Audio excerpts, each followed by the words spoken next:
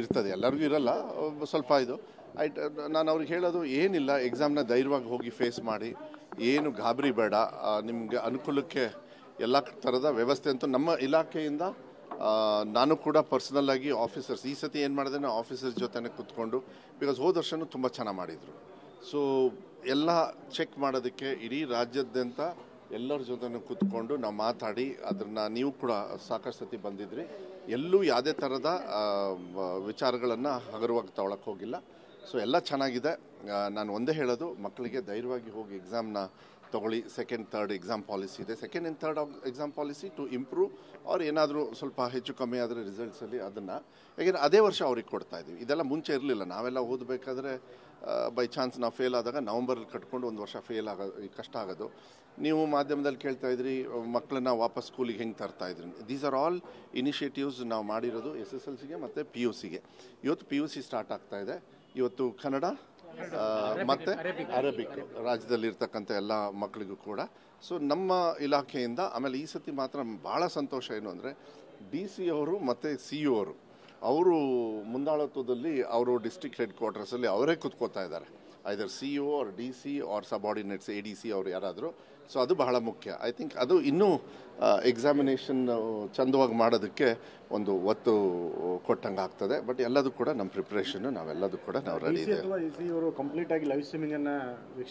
ಎಲ್ಲ ಮಾಡ್ತಾ ಇರ್ತಾರೆ. ಯಾರಾದರೂ ಒಂದು ಅವ್ರು ಟರ್ನ್ ಕಿ ತೊಗೊಳ್ತಾರೆ, ಇಲ್ಲಾಂದರೆ ಅವ್ರು ಸಬಾರ್ಡಿನೇಟ್ಸಿಗೆ ಕೊಟ್ಟಿರ್ತಾರೆ. ಅದು ಏನಾದರೂ ಆದರೆ ಮಾತ್ರ, ಯಾಕೆಂದರೆ ವೆಬ್ಕಾಸ್ಟಿಂಗಲ್ಲಿ ಆಟೋಮೆಟಿಕ್ಕಾಗಿ ಗೊತ್ತಾಗ್ಬಿಡ್ತದೆ ಏನಾದರೂ ಹಂಗಿದ್ರೆ. ಬಟ್ ಹೋದ್ಸತಿ ಆ ಥರ ಏನು ಇಶ್ಯೂಸು ಅಂತ ಮೇಜರ್ ಆಗಲಿಲ್ಲ. ಫಸ್ಟ್ ಟೈಮ್ ನಾವು ಹೋದ್ಸತಿ ವೆಬ್ಕಾಸ್ಟಿಂಗ್ ಅಂತ ಇಂಟ್ರೊಡ್ಯೂಸ್ ಮಾಡಿದ್ವಿ. ಇವಾಗ ಇಡೀ ರಾಜ್ಯದಲ್ಲಿ ಎಲ್ಲ ಥರದ ಎಕ್ಸಾಮ್ಸು, ಕಾಂಪಿಟೇಟಿವ್ ಎಕ್ಸಾಮ್ಸ್ ಎಲ್ಲ ಕಡೆಯೂ ಕೂಡ ವೆಬ್ಕಾಸ್ಟಿಂಗು. ಸೊ ಬಿಕಾಸ್ ಟೆಕ್ನಾಲಜಿನ ನಾವು ಯೂಸ್ ಮಾಡಬೇಕಾಗ್ತದೆ. ಸೆಕೆಂಡ್ ಆ್ಯಂಡ್ ಥರ್ಡ್ ಎಕ್ಸಾಮ್ ಪಾಲಿಸಿನೂ ಕೂಡ ಇವಾಗ ಬೇರೆ ಬೇರೆ CBSE ಅವರು ICSE ಅವರು ಕೂಡ ಮಾಡ್ತಾ ಇದ್ದಾರೆ. ಯಾಕೆಂದರೆ ಮಕ್ಕಳಿಗೆ ಅವಕಾಶಗಳ ಕೊರತೆ ಇದ್ದಾಗ ಅವಕಾಶಗಳನ್ನು ಕೊಡಬೇಕು. ಸರ್, ಈಗ ಮತ್ತೆ ಬೇರೆ ಯಾವ ಕಾಲೇಜುಗಳಿಗೆ ವಿಸಿಟ್ ಮಾಡ್ತಾ ಇದ್ದೀನಿ? ನಾನೀಗ ಮಂಡ್ಯಕ್ಕೆ ಹೋಗ್ತಾ ಇದ್ದೀನಿ. ನಮ್ಮ ಇಲಾಖೆಯಿಂದ ಮಂಡ್ಯದಲ್ಲಿ ವೆಬ್ ಏನು ಸೆಂಟರ್ ಏನಿದೆ ನಮ್ಮ ವೀಕ್ಷಣೆ ಮಾಡ್ತಾರೆ ಅಲ್ಲಿ. ಯಾಕೆಂದರೆ ಅಲ್ಲಿ ಹೇಗಿದ್ರು ಒಂದು ಫಂಕ್ಷನ್ ಬೇರೆ ಇತ್ತು.